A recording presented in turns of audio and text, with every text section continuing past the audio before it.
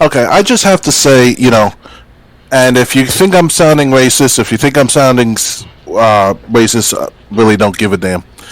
My problem with the Little Mermaid, it's the same thing that they did with Little Orphan Annie from the 1950s With Jimmy Fox and all, yeah. when they made her black. Same red hair, same red dress. They only changed one thing: the skin color. And look how well that worked out. The next day after that movie released, no one gave a damn about it. Just like no one's gonna give a damn about this the Little Mermaid remake. And if Disney wants to go belly up, I know they have to do crap out on a few different projects because they got tons of money. But when you release dud after dud after dud, it's gonna happen eventually. Yeah, people are so used to what we had back in the past. These Disney characters, Super Jasmine being the Arabian princess, and Little Mermaid that's being part of the daughter's the princess's king and shit like that. So it's like, what would they call King's princess? And things definitely changed over the decades. Because if you remember correctly, Triple J, I'm not trying to sound racial too, but it's just that different times, different people, different cultures altogether was so dominant by certain people in that time. Now it's kind of shifted over to other races coming into this country over the decades. So there's more diversity, more inclusion. And if you remember correctly from our schools, they were towards diversity at forefront of the matter. Like I was in Forest Road School, right? Elementary school. And they did this like World's International Cultural event where every classroom has different worlds of different countries to study on. So one class studies on England, so it studies on France, others on South Africa, others on Germany, others on Scotland, you name it. The whole school was involved with this project. And we get to understand each other's cultures and values and meanings. So it's kind of like the beginning stages at the time of transitioning from the predominant white culture or predominant whatever the situation was, what the news is saying, to what it is now. So, it was inevitable, because of the fact that people are demanding it. So that's all I've got to say. But another problem I have is you're taking some. Okay, I was never a big fan of the Little Mermaid, obviously, but I still remember the Little Mermaid. I still saw it in cartoons or whatever. And you're taking what I remember and you're changing the skin color. And you're basically pissing on the source material for what? For social justice points and clicks. The brownie points. Yep, and clicks and all. And what's this going to accomplish in the end? And the thing is, well, should they do? Well, you got writers earning a lot of money in Hollywood and Disney. If they didn't hire people that were brain dead, maybe they could come up with a new character that could have a whole bunch of series after it. Or create a Black Mermaid, fine, but who's to say that after you create this Black Mermaid, her and Ariel can't coexist in the same movie? Or forget about Ariel. Come up with a new name for a mermaid and let this mermaid be black. That's fine. What I don't like is you're basically erasing the characters I grew up with or that I have a connection to. Just like the James Bond wanting them to have a black lesbian woman play the next 007. No, give her a different number, 008, 005, 003, 009, whatever it is, and create a new character and give her own legacy instead of just pissing on the legacy that's been built.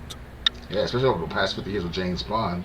I saw the No Time to Die movie earlier this month, and it was like, wow, they definitely started a new stage or a new era of this supposed James Bond 007 quote-unquote characters. So it's kind of like inevitable, like I said. So I don't hate it. I don't love it. I just see it as it is. It would be nice, like I said, like you said earlier to Triple J, is that they should find some way to make it more part of the story of the Little Mermaid in a spin-off type of fashion, or start a new universe, new everything. I'll call it the Black Mermaid, or the Black something, or the Mermaid from the Black Lagoon, or something. Something like that. So yeah.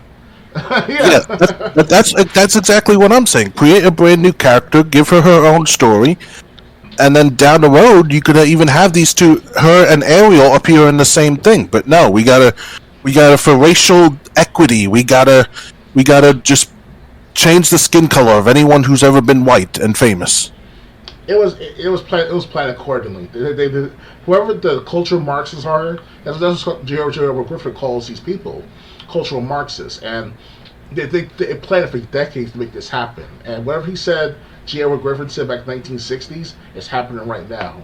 So that's one of the reasons why when we had that Forest Road School International Heritage or International Heritage Day, whatever to call it, and having those festivals in our classrooms and such, that was the beginning stages of that matter, to program us for the new stuff.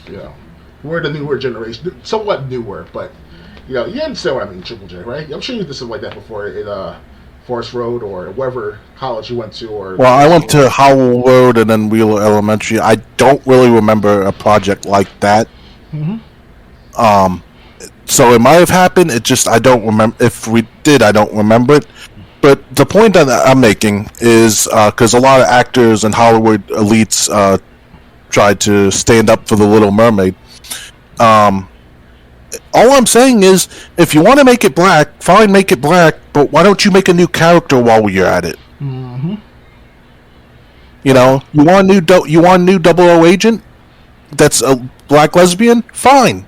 Can it not be 007? Can it be a 00 number that we haven't done anything with yet? Mm-hmm. You want to make a Black Mermaid? Fine, but can't you have her own story? Good point. And not have anything to do with Ariel until you come up with that story? Mm-hmm. That's not too much to ask. If you think it is, well then screw you. That's the way I feel. Ready to move on? We're pretty much in a stage of like transitioning from like the old world to the new world. Because back in the 1990s, it was all about Pamela Anderson and Sable from wrestling, stuff like that, and other Caucasian blonde stuff like that, blonde woman. Like that was the ideal woman back in the 90s, was the blonde. Now to the 2000s and 2010s, it was still the same scenario, but different various models and actresses like that of Whitney Houston at one point, and what else? What other people? I can't think of like Jazz or those type of female wrestlers. They finally upgraded. Well, if you're talking about the 2000s, Halle Berry, Catwoman. That too, yeah.